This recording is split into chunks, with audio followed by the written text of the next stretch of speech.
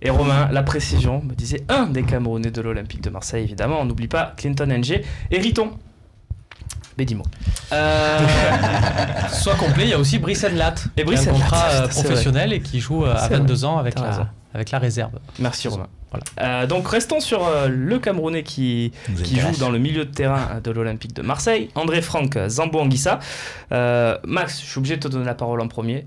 Depuis des mois et des mois, tu nous dis ce Zambo, il y a quelque chose, moi j'y crois, c'est vraiment un joueur différent qui peut nous apporter.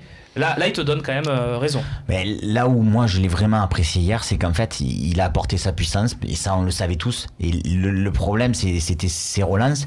Et là où j'ai été satisfait hier, c'est qu'en fait il a joué simple.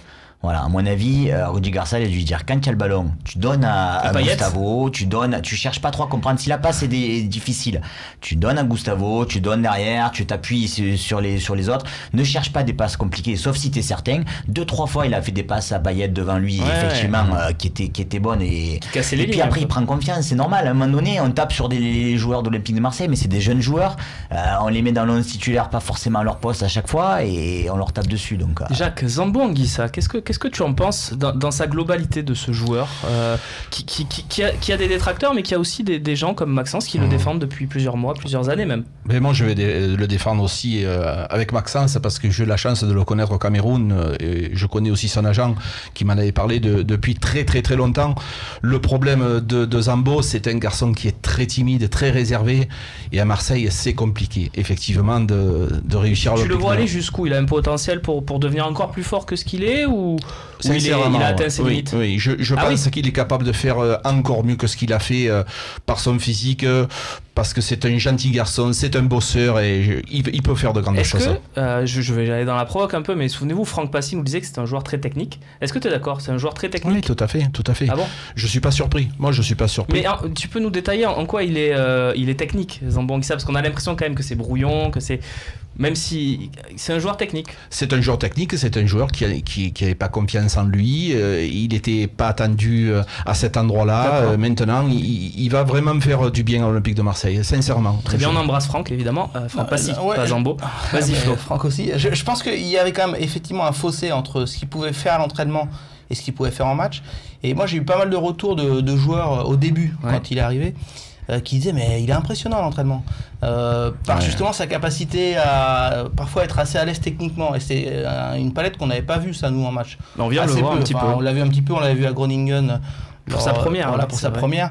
Bon, peut-être qu'il s'était un peu plus lâché, mais voilà, je crois qu'il y a aussi un problème de confiance. Il est jeune, faut qu'il se lâche, mais c'est vrai qu'on a quelques retours comme quoi à l'entraînement, quand il est en confiance, il se lâche techniquement, il est pas mal. Romain, toi tu l'as vu aussi avec la réserve il y a quelques mois, quelques années. C'est un joueur que tu pensais qu'il pouvait atteindre le niveau qu'on a vu hier? Pas du tout. Moi je vais être honnête, ce serait facile aujourd'hui de dire c'est génial. Sur ce plateau, plein de fois, on a eu des débats, combien de débats avec Max, où je disais que moi j'étais contre la titularisation de Zambo Anguissa, que j'ai trouvé, et même là je le disais avant le match, je préférais voir un Boubacar Camara, et je dois reconnaître, déjà à Amiens j'avais trouvé qu'il avait été très bon dans son rôle. Il y avait un dessin d'Osti, on l'a vu passer sur le Fossé 1, je crois qu'il illustrait parfaitement ça. On voyait en fait un Luis Gustavo qui avait une petite manette, et il y avait un Zambo en robot destructeur. Et ben je trouve que c'est génial, il a cette place dans cette équipe, enfin un joueur qu'on fait jouer sur ses qualités. On parle beaucoup d'un Maxime Lopez qui jouait là ces dernières semaines, et il jouait malheureusement sur ses défauts. Là on a la chance, avec pas seulement le 4-2-3-1, mais l'animation, de profiter d'avoir un Zambo qui joue sur ses qualités de puissance, de percussion. Combien de fois, même en seconde mi-temps là, on l'a vu apporter cette puissance, quitte à ce qu'il s'empale derrière sur la défense toulousaine en cherchant à y aller tout seul. Ça permet de faire avancer un peu à la manière d'un match de rugby. Voilà. Mais moi j'ai trouvé vraiment quelque chose de bien. Après attention, je trouve que là c'est une métamorphose, il a été très bon, c'est pas une question de retourner sa veste. Je trouvais qu'il avait été très limité sur les matchs précédents, il peut avoir quelque chose.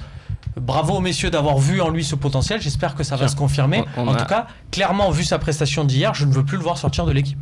C'est déjà un point de vue très important. Tu vas loin.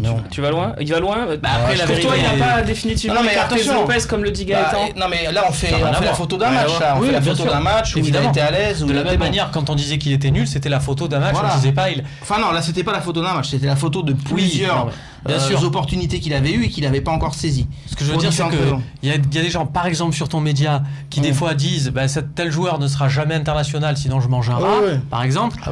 C'est des propos qu'on n'avait pas tenus concernant Zambo. Mais moi, pour répondre à la question, déjà, j'espère pas que Zambo écarte définitivement Lopez. Ça, c'est que mon avis. Et pour moi, la réponse, elle est non. Enfin, en tout cas, on peut pas tout de suite dire c'est bon, Maxime Lopez, merci, tu sors du groupe ou tu restes sur le banc. Maxime Lopez, il a eu aussi des circonstances qui étaient pas évidentes. Il est plus exposé aussi, plus attendu. Mais pour moi, il aura encore sa chance. Et moi, je pars du principe qu'un joueur qui a une telle qualité technique malgré tout et une certaine intelligence de jeu comme Maxime Lopez, à un moment donné, ça lui permettra de rebondir.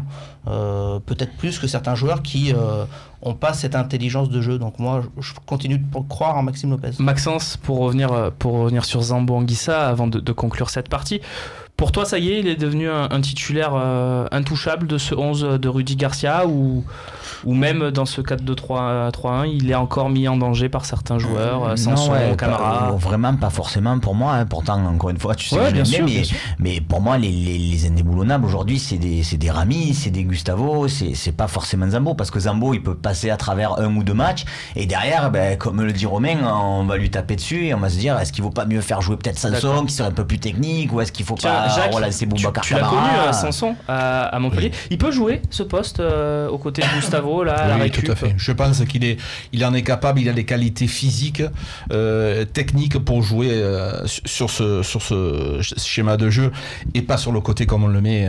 Ça lui va pas du tout. Il est meilleur que Zambo pour ce poste, tu penses, ou ça dépend des matchs? C'est un autre profil, exactement. Si on me fait dans ce schéma-là, je le vois bien sur le haut du V, Morgan, et je le vois pas en numéro 6, vraiment. C'est pas son rôle. Un 8, oui. Un véritable 8, oui. D'accord. Tu veux dire là à la place de Lopez, de Dimitri Payet plutôt? Non, Payet hier il a fait un 10. Voilà. Parce que pour répondre à ta question, tu dis est-ce qu'il peut jouer à côté de Luis Gustavo? Oui, c'est ça. Moi je crois savoir que c'est pas qu'il peut, c'est qu'il veut.